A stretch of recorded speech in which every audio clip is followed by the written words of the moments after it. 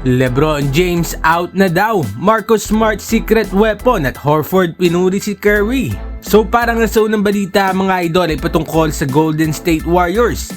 Well, sa media day nga mga idol ng mga NBA teams ay tsaka nga lang nakagawa ng signings itong Warriors.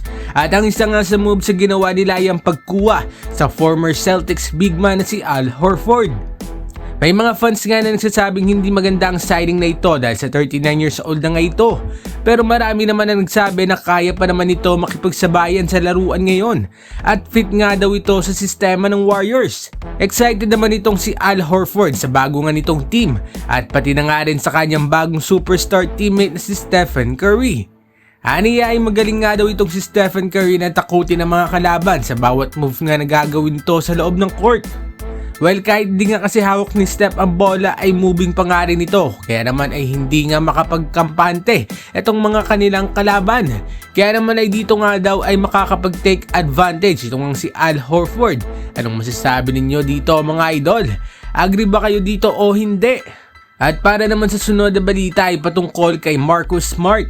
Nakuha nga ng LA Lakers itong si Marcus Smart matapos i-recruit ni Luka Doncic. Last season nga ay nagkulang ang Lakers sa isang defensive guard kaya naman ay hindi na nga nagdalawang isip. Ito nga si Luka na i-recruit ang isang Marcus Smart na former D-boy ng NBA. Well, ayon nga sa isang Laker fan na ito nga dong si Marcus Smart nga daw ang magiging secret weapon ng Los Angeles Lakers.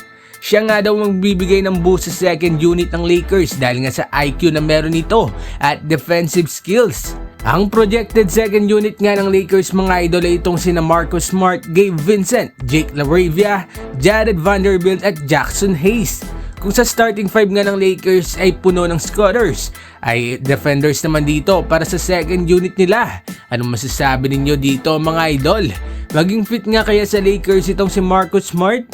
At para naman sa uling balita ay patungkol kay LeBron James. Well, marami nga nag-aantay na masilayan ng new Lakers roster na magamit nga dito sa preseason. Dahil as of now ay hindi pa nga nakakapaglaro ang tulad nila LeBron, Luka at Marcus Smart. Pero mukhang nadidismaya nga itong Laker fans dahil dito nga sa balita ni Shams Charania.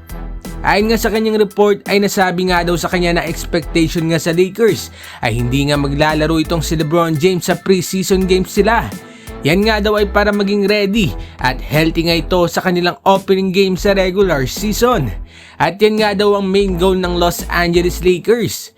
So mga idol, itong ang Lakers ay nag-iingat nga para sa kanilang superstar player na hindi ma-injury bago ang opening ng NBA. Anong masasabi ninyo dito mga idol? Agree ba kayo na hindi nga maglalaro itong si LeBron sa preseason?